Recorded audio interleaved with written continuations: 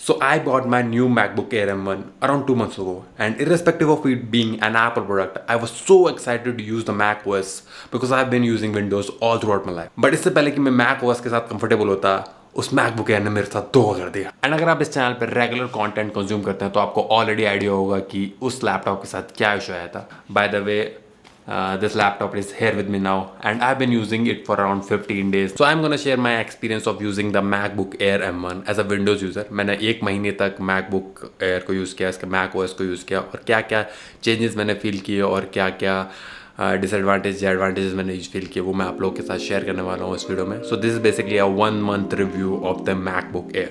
So hello guys, welcome to my YouTube channel. मेरा नाम है रजत और आप देख रहे हैं एक नया vlog review. By the way, इससे पहले कि हम इस MacBook Air रिव्यू को स्टार्ट करें, I will give an update about कि इस MacBook Air के साथ हुआ क्या था। सो बेसिकली जब मैं पहली बार गया तो इसके कीबोर्ड के साथ इशू था और उन्होंने इसके साथ एक हार्डवेयर रीसेट किया एंड वो लैपटॉप ठीक हो गया था। बट कुछ दिन बाद वो इशू फिर से दोबारा हो गया और इस बार वो और ज़्यादा एग्रीवेट हो चुका था। मतलब पहले उसकी कुछ कीज़ में प्रॉब्लम थी, अब उसके एक दो कीज़ काम ही नहीं कर रहे थे। तो ये है हमारा MacBook, इसमें फिर से दोबारा इशू आ गया। एक बार हम इसको ठीक करवा चुके हैं, फिर से हम क्यू टाइप करते हैं तो क्यू डब्ल्यू हो जाता है। हम एक्सेटर करते हैं तो दो आ जाता है, एक टाइप करने में दोबारा। ऊपर से नया इशू है, बी को टाइप करते हैं तो डुब डुब डुब डुब डुब आवाज़ करता है, आता कुछ है नहीं। देखते हैं अब इसको दोबारा लेके जाते हैं क्या होता है इसके साथ। सो मैं दोबारा सर्विस स्टेशन पे गया और इन दी एंड उनको कीबोर्ड को चेंज करना ही पड़ा। तो लैपटॉप हमारा आ गया है, तो अब चेक करते हैं सब काम कर रहा है कि नहीं कर रहा है। हमारा इशू था बी के साथ, बी हमारा सही वर्क कर रहा है, ये भी सही वर्क कर रहा है, ये भी सही वर्क कर रहा है सब। तो खैर by the way keyboard change हो गया तो सब सही काम करेगा। तो at last the keyboard was working fine और मैं अराउंड 15 डेज से उसको रेगुलर यूज़ कर रहा हूँ, उसमें अब कोई भी इशू नहीं है। And also the Apple service store की सर्विस टॉप नॉच थी। उन्होंने काफ़ी अच्छी तरह मेरे साथ कम्युनिकेट किया और मेरे प्रॉब्लम को समझा एंड इन दी एंड उन्होंने जब प्रॉब्लम का सोल्यूशन मिला तो उन्होंने पार्ट ही रिप्लेस कर दिया। So I was very satisfied with the Apple Service Center. And in this review of the MacBook Air, I will not consider the fact that this laptop had an hardware issue. I will judge it all on the basis of the performance and the ease of use. मतलब कि मुझे कितना easy पड़ा Windows से MacBook में switch करने के लिए। So in this review, I will not talk about the processor, the display, the Mac OS and all the technicalities related to the MacBook Air. अगर आप उस बारे में जानना चाहते हो, there are various reviews available on the YouTube. आप वो जाके फटाफट देख सकते हैं। So I use this MacBook Air mainly for content creation. So अगर मेरा यूज़ के देखें तो मैं Google Chrome यूज़ करता हूँ to watch videos, for R&D, for content creation के बारे में रिसर्च करने के लिए, इनका सब कामों के लिए। एक वीडियो एडिटिंग सॉफ्टवेयर यूज़ करता हूँ for editing the videos और एक फोटो एडिटिंग सॉफ्टवेयर यूज़ करता हूँ for editing my thumbnails and photos to post on Insta. So till now I haven't faced any issue with the MacBook Air अगर हम performance को consider करें तो। मतलब multitasking on this device is so easy. मैं तीनों softwares जो काफ़ी हैवी सॉफ्टवेयर है, Google Chrome the editing software for videos और फोटो एडिटिंग सॉफ्टवेयर, तीनों एक साथ भी अगर मैं रन कर दूँ तो कोई इशू नहीं आता। It work smooth as a butter और Mac OS is so refreshing. मतलब अगर आपको विंडोज से मैक में यूज़ करें तो आपको कोई इशू नहीं आने वाला। आप ईजिली सारी चेंजेस को ईजिली आप हैंडल कर पाएंगे और बहुत ही ज़्यादा मज़ा आ जाता है। मतलब मैक ओएस को यूज़ करने में मज़ा आ जाता है, मैकबुक को यूज़ करने में मज़ा आता है और मतलब the investment is worth it और I am so happy with my investment. और जो दूसरे फ़ायदे तो वो तो हैं ही कि मतलब काफ़ी हल्का है और काफ़ी पोर्टेबल है, आप उसको कहीं भी ले जा सकते हैं। वो चीज़ें मैं पहले भी डिस्कस कर चुका हूँ अपनी पुरानी वीडियोज़ में, तो वो सब चीज़ें तो ऑलरेडी हैं ही। पर परफॉर्मेंस की बात देखी जाए तो टॉप नॉच। सो अब बात करते हैं इश्यूज़ के बारे में और प्रॉब्लम्स के बारे में जो आप लोग फेस कर सकते हैं अगर आप एक मैकबुक एयर M1 खरीदते हैं तो। मतलब ऐसा तो नहीं है कि कोई नया इशू है या फिर कोई बहुत बड़ी प्रॉब्लम है जिससे आपको बहुत प्रॉब्लम आने वाली है, बट मतलब ये जो इश्यूज़ हैं इनके बारे में मुझे ऑलरेडी पता था और मुझे पता था इसके लिए मुझे पैसा इन्वेस्ट करना पड़ेगा मैकबुक एयर में। मतलब जितने किए हैं उससे ज़्यादा मुझे और भी थोड़ा पैसा लगा के इन इश्यूज़ को सॉल्व करना पड़ेगा। तो वो पैसा मैंने ऑलरेडी इन्वेस्ट कर दिया है। तो ये है हमारे पास 4 प्रोडक्ट, 1 2 3 और 4। तो इनमें से जो 3 प्रोडक्ट हैं वो तो प्रॉपरली मैकबुक एयर के लिए और जो चौथा प्रोडक्ट है वो दूसरी चीज़ के लिए भी है। तो इन चीज़ों में मैंने इन्वेस्टमेंट किया है जिससे कि मैकबुक एयर को परफेक्टली और to its fully optimize conditions पे यूज़ कर पाऊँ। तो चलिए फटाफट इन सब की अनबॉक्सिंग करते हैं और मैं आपको बताता हूँ इन सब में क्या क्या है। तो सबसे पहला प्रोडक्ट जो मैंने अनबॉक्स किया वो है ये पोर्टेबल SSD SanDisk। इसमें है 512 का स्टोरेज। सो मेरा जो मैकबुक एयर है उसमें है 250 GB का स्टोरेज। तो I made this choice even before buying the MacBook air. मैंने पहले सोच लिया था कि मैं पोर्टेबल SSD खरीदने वाला हूँ, बिकॉज अगर मुझे मैकबुक एयर में 250 GB से 512 GB का अगर मैकबुक एयर लेना पड़ता तो उसमें मुझे 20,000 एक्स्ट्रा देने पड़ते थे, और यहाँ पे मुझे 512 की जो SSD है वो अराउंड 7 से 8 हज़ार में आराम से मिल गई। बाय द वे मेरे पास ऑलरेडी एक हार्ड ड्राइव भी थी, बट हार्ड ड्राइव पे जो ट्रांसफ़र स्पीड होती है वो काफ़ी कम होती है, और इसमें ट्रांसफ़र स्पीड काफ़ी बेटर होती है as compare to hard disk. So the transfer speed on this portable SSD is 1050 Mbps, जो कि काफ़ी तेज़ है एज़ कम्पेयर टू मतलब एक्सटर्नल हार्ड ड्राइव्स। और मैं इस हार्ड डिस्क से भी काम चलाया था, पर एक और इशू जो आया वो ये था कि ये जो हार्ड डिस्क है ये NTFS में ऑलरेडी फॉर्मेटेड है, और मुझे अगर मैकबुक एयर से इसमें कुछ ट्रांसफ़र करना है तो ये FAT32 में फॉर्मेट होनी चाहिए।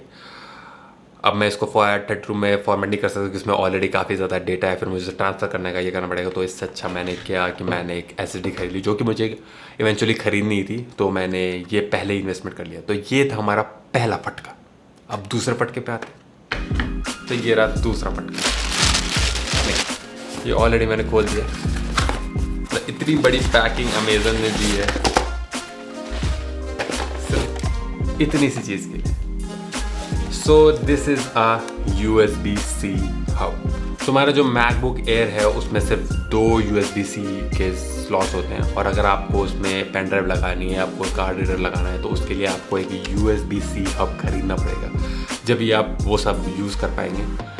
सो अब कोई हमारे पास ऑप्शन था नहीं तो हमने ये खरीदा।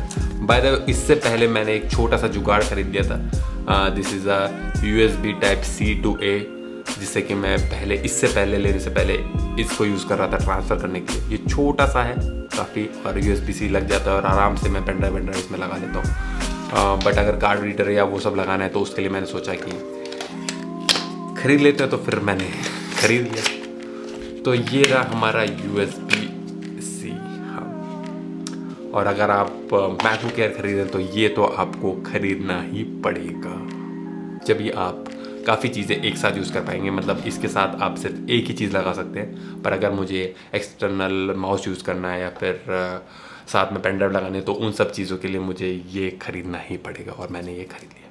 फर्जी के खर्चे। तो इस ब्रांड का नाम है EKS है, और ये USB-C हब सी बनाती है, पता नहीं और कुछ भी बनाती है। तो इसको एक बार इसको मैकबुक में लगा के देखते हैं कि ये कैसे लगता है। तो इसमें ये ऐसे चिपक जाता है, और फिर जो सारे पोर्ट्स हैं आप यहाँ से आराम से यूज़ कर सकते हैं। तो बस अब हमारा जो मैकबुक है वो इसमें पेन ड्राइव भी लग जाएगी, उसमें कार्ड रीडर भी लग जाएगा, उसमें SD कार्ड भी लग जाएगा, सब उसमें आराम से यूज़ हो गया, और अब ये वर्क करेगा एकदम मज़े में। तो अगर आप USB हब खरीदेंगे उसमें 2 ऑप्शन आते हैं। एक वो आता है जिसमें 2 Type-C के पोर्ट्स होते हैं, और एक आता है जिसमें सिंगल पोर्ट होता है। तो मोस्टली लोग वो ख़रीद लेते हैं उसके कि एक यूज़ कर लेंगे, और जो दूसरे वाला है वो हमारा USB-C बच जाएगा, और उसमें आप कुछ और भी लगा सकते हैं या कुछ और चीज़ों के लिए भी उसको यूज़ कर सकते हैं। बट वो जो सिंगल वाला होता है वो नाचता रहता है, और ये वाला है ये एकदम फर्मली अटैच हो जाता है मैकबुक से, तो आप सारी चीज़ें आराम से लगा सकते हैं। अगर आप वो एक लगाते हैं तो वो हिलता रहता है, तो जो दूसरी चीज़ें आप उसमें अटैच करते हैं वो ढंग से नहीं अटैच हो पाती, तो इसलिए मैंने ये वाला प्रेफर किया है। हाँ, अगर आप जो भी करना चाहते हैं आप कर सकते हैं जो आपको सही लगे, पर मैंने इसलिए ये प्रेफर किया। तो अब चलिए चलते हैं हम तीसरे फटके की तरफ। तो जो हमारा तीसरा और चौथा फटका है वो दोनों एक ही प्रिंसिपल वर्क करते हैं कि with great power comes great responsibility. तो जैसे कि हमारा मैकबुक है और काफ़ी हैवी इन्वेस्टमेंट है, तो इसकी सेफ गार्डिंग के लिए भी कुछ चीज़ें चाहिए होती हैं। और जैसे कि आपको पता है कि जब मैं जिस दिन मैकबुक लाया था उस दिन ये गिरता गिरता बच गया था, तो वैसे मैं घबरा गया था कि इसके लिए कुछ तो करना पड़ेगा जिससे कि ये सेफ एंड साउंड रहे। तो जो तीसरी चीज़ मंगाई है वो मंगाई है मैंने एक hard case for this MacBook, जो हम इसके ऊपर लगाएंगे तो अगर ये कभी, जो कि कभी ना हो ज़िंदगी में, ऐसा कभी ना हो कि ये कहीं गिरे विरे, पर अगर ये कभी कहीं गिर जाता है तो ये उसको काफ़ी अच्छी तरह प्रोटेक्ट करेगा। तो इसको फटाफट खोल लेते हैं। तो हमने इसको खोल दिया। अब अंदर घुस के देखते हैं तो अंदर हमको क्या क्या मिल रहा है। अंदर हमको मिल रहा है इसका कवर ऊपर नीचे, बस और कुछ नहीं है। तो मैंने इसको खोला, मुझे लगा था सिर्फ केस अवेलेबल है, पर जब मैंने खोला तो मुझे पता चला कि इसमें इन्होंने साथ में मतलब हमारे टच पैड के लिए स्क्रीन गार्ड और कीबोर्ड के लिए भी ये स्किन दी है जिससे कि कीबोर्ड गंदा ना हो, बल्कि वो भी एक नहीं दो दिए। So big up for Moka hard shells. ये तो मुझे पता भी नहीं था कि इसमें साथ में आने वाला है, पर आया तो किसको फ्री की चीज़ किसको पसंद नहीं है भाई, किसको पसंद नहीं। तो फटाफट इसको लगाते हैं और फिर मैं दिखाता हूँ आपको ये कैसा लगा। तो हमारे हार्ड केस का इंस्टॉलेशन हो गया और ये अब कुछ ऐसा लग रहा है। तो ये हमारा हार्ड केस के ऊपर लग गया, सेम कलर का मैंने मंगवाया है। और जो अंदर कीबोर्ड के लिए जो हमारा कवर है वो मैंने इसके ऊपर लगा दिया और ये कुछ ऐसा दिख रहा है। तो काफ़ी सही प्रोटेक्शन, हल्का सा डार्कर शेड हो गया पर हमारा लोगो भी दिख रहा है, तो I am happy with this. तो अब बढ़ते हैं हमारे लास्ट और सबसे हट्टी कट्टी जो सबसे बड़ा बॉक्स था उस इन्वेस्टमेंट की तरफ। तो ये मैकबुक के लिए भी है पर ये हमारे कैमरा के लिए भी है और मैं काफ़ी टाइम से सोच रहा था इसमें इन्वेस्ट करने के लिए, तो मैंने ये भी कर लिया। सारी इन्वेस्टमेंट मैंने एक साथ सोच के और सेल में देख के फटाक से निकाल दिए। तो ये रहा हमारा लास्ट डब्बा। अगर आप नाम को पहचानते हैं तो आर्टिक बॉक्स देख के आप समझ गए होंगे कि किस चीज़ का बॉक्स है। तो इसको अनबॉक्स कर लेते हैं पहले।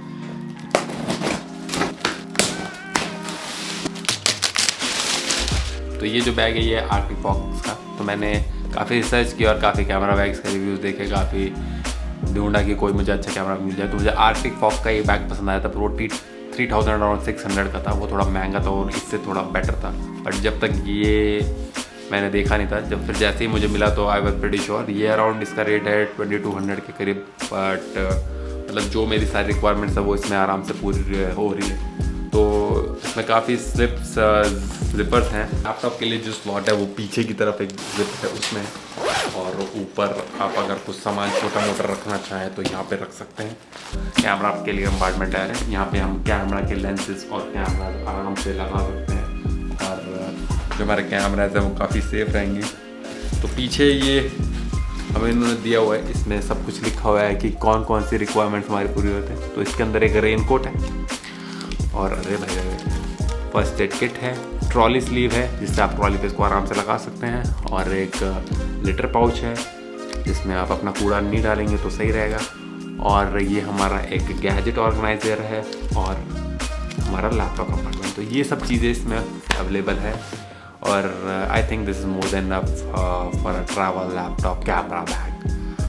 तो ऑल इन ऑल ये है हमारा नया कैमरा बैग। इसमें हम मैकबुक और कैमरा दोनों रख पाएंगे और काफ़ी इजीली ट्रैवल कर पाएंगे, और हमारा जो सारा इक्विपमेंट है वो काफ़ी सेफ रहेगा। तो यही थी हमारी चारों चीज़ें जो हमने मंगाई हैं। कुछ मैकबुक की परफॉर्मेंस बढ़ाने के लिए, कुछ मैकबुक को इजीली यूज़ करने के लिए, कुछ मैकबुक की प्रोटेक्शन के लिए, और कुछ मैकबुक को ट्रैवल करवाने के लिए, इधर से उधर ले जाने के लिए। तो आई होप आपको ये यूज़फुल लगा होगा और आप इन सब चीज़ों को ख़रीद सकते हैं या फिर इन्वेस्ट कर सकते हैं, जिससे कि आपका जो मैकबुक यूज़ करने का एक्सपीरियंस वो और बेटर हो सके। तो ये सब चीज़ें मुझे पहले से ही पता थी कि ये सब प्रॉब्लम्स मैं फेस करने वाला हूँ, और मैंने पहले से सोच लिया था कि ये सब मैं इन्वेस्टमेंट करने वाला हूँ। ऑल इन ऑल ये मैकबुक को यूज़ करने में मुझे कोई भी प्रॉब्लम नहीं हो। तो मेरा my review for MacBook is 10 out of 10। मुझे कोई प्रॉब्लम नहीं, कोई इशू नहीं है, और इन सब चीज़ों के साथ और भी ज़्यादा अच्छा हो जाएगा। मतलब 9 आउट ऑफ 10 देना चाहिए था, अब 10 आउट ऑफ 10 हो गया है। तो चलिए इस वीडियो को हम पे ख़त्म करते हैं। मैंने इसमें अपना पूरा एक्सपीरियंस शेयर किया मैकबुक एयर यूसेज का, और बताई कौन कौन सी एक्सेसरीज मैंने खरीदी अपने मैकबुक के लिए। आप लोग भी खरीद सकते हैं अगर आपको मतलब ज़रूरत है या फिर आपके पास मैकबुक एयर है। सो आई होप आपको ये वीडियो हेल्पफुल लगा, और अगर हेल्पफुल लगा है तो नीचे लाइक बटन पर क्लिक कीजिए। कमेंट करके मुझे बताइए कौन सी एक्सेसरी आपकी फेवरेट है, और अपने दोस्तों के साथ शेयर कर दिए जिन्होंने अभी भी नया मैकबुक एयर खरीदा है या फिर खरीदने वाले हैं, जिससे कि वो अपनी चॉइस और भी अच्छी तरह कर सकें। तो चलिए मैं लेता हूँ अलविदा। मैं आपसे मिलूंगा अगले वीडियो में with some other new content. तब तक के लिए bye bye, take care, keep learning, keep living and be what you want to be, not what anybody else want to be. Piece.